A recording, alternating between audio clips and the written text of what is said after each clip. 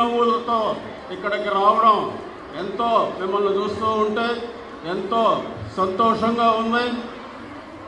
ఈరోజు ఒక విషయం నాకు గుర్తొస్తూ ఉంది.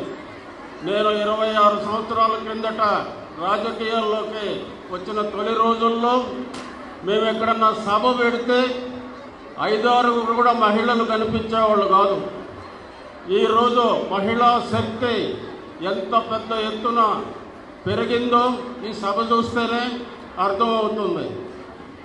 ఈరోజు మన ముఖ్యమంత్రిని మీరు ఒక్కటి గుర్తుంచుకోవాలి. గతంలో చంద్రబాబు నాయుడు గారు చెప్పినవి ఒక్కటి కూడా నెరవేర్చలేదు. ఈరోజు మన ముఖ్యమంత్రి వైఎస్ జగన్మోహన్ రెడ్డి గారు చెప్పిన ప్రతి కార్యక్రమం కూడా ఒక్కటి కూడా తప్పకుండా చేయడం జరిగింది. ఈరోజు మీకు 4 విడతల్లో మన నెల్లూరు రూరల్ నియోజకవర్గంలో ఉండే సోదరీమణులకు 4 విడతలు కలిపి 70 కోట్ల రూపాయలు మనకి విడుదల చేయడం జరిగింది. అంతేకాకుండా ఈ మెఫ్మా మనకి ఉండే మున్సిపాలిటీలు నెల్లూరు అన్నీ కలిపి బ్యాంకు లింకేజెస్ ద్వారా 500 కోట్ల పైన రుణాలు అందజేయడం జరిగింది. మొత్తం మీద మన రాష్ట్రంలో సోదరీమణుల అకౌంట్లలో వివిధ పథకాల ద్వారా 2,66,000 కోట్ల రూపాయలు మహిళల ఖాతాల్లో జమ చేయడం జరిగింది. ఇంత పెద్ద ఎత్తున గతంలో ఎప్పుడూ కూడా జరగలేదని కూడా మీ అందరికీ కూడా తెలియజేసుకుంటున్నాం. ముఖ్యంగా మన ముఖ్యమంత్రి గారికి పూర్తిగా మహిళల మీద విశ్వాసం ఉంది. మహిళలకి మేలు జరిగితే వాళ్ళు తప్పకుండా ఆశీర్వదిస్తారు. వాళ్ళందరికీ కూడా మేలు జరిగే కార్యక్రమాలు మనం తీసుకోవాలని ఎన్నోసార్లు మాతో కూడా చెప్పడం జరిగింది. ఈరోజు చూసినట్లయితే 50% రాజకీయ పదవులన్నీ కూడా మహిళలకు కేటాయించడం జరిగింది. ఈరోజు సగం మంది కార్పొరేటర్లు మహిళలు ఉన్నారు, ఎంపీటీసీలు సగం మంది మహిళలు ఉన్నారు, అదేవిధంగా జడ్పీటీసీలు కానీ సర్పంచులు కానీ సగం మంది మహిళలకు కేటాయించడం జరిగింది.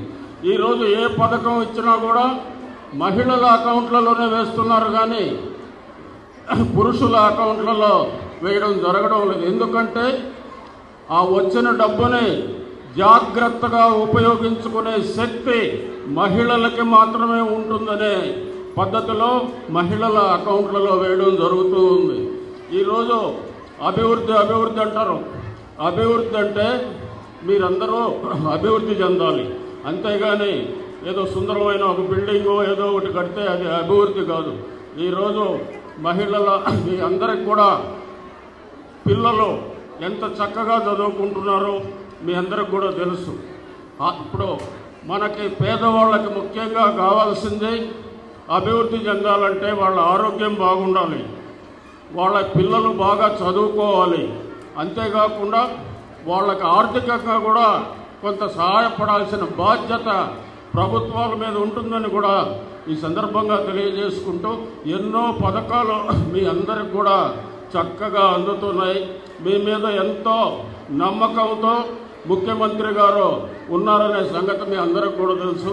మీరందరూ కూడా ముఖ్యమంత్రి గారిని నన్ను మంచి మనసుతో ఆశీర్వదించాలని మిమ్మల్ని అందరినీ కూడా వినయపూర్వకంగా వేడుకుంటూ ఉన్నాం.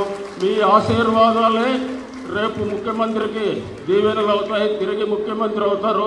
మన పథకాలన్నీ కూడా చక్కగా అమలవుతాయి. చంద్రబాబు ముఖ్యమంత్రి అయ్యే వరకు అనేక మాటలు చెప్తాడు, అయిన తర్వాత అన్నీ కూడా మర్చిపోయే అలవాటు ఉంది ఆయనకి. కాబట్టి అందరూ కూడా ఒకసారి ఆలోచించుకోండి. మనము ఏ విధంగా ఎవరిని సమర్థిస్తే మనకి మేలు జరుగుతుందనేది మీరందరూ కూడా ఆలోచించాల్సిన విషయం. నేను వచ్చి 10 నెలలు అయింది ఇన్ఛార్జ్ తీసుకొని. ఈ 10 నెలల్లో ఎన్నో రోడ్లు వేసాం, ఎంతో అభివృద్ధిని చేయడం జరిగింది. దగ్గర 150 కోట్ల రూపాయలతో మన నెల్లూరు రూరల్ నియోజకవర్గంలో అభివృద్ధి కార్యక్రమాలు చేశాను. పార్లమెంటు మెంబర్గా మన నెల్లూరు రైల్వే స్టేషన్కి 100 కోట్ల రూపాయలు తీసుకొచ్చాను. ఆ 100 కోట్ల రూపాయలతో మన నెల్లూరు రైల్వే స్టేషన్ అత్యాధునిక వసతులతో తయారవుతూ ఉంది.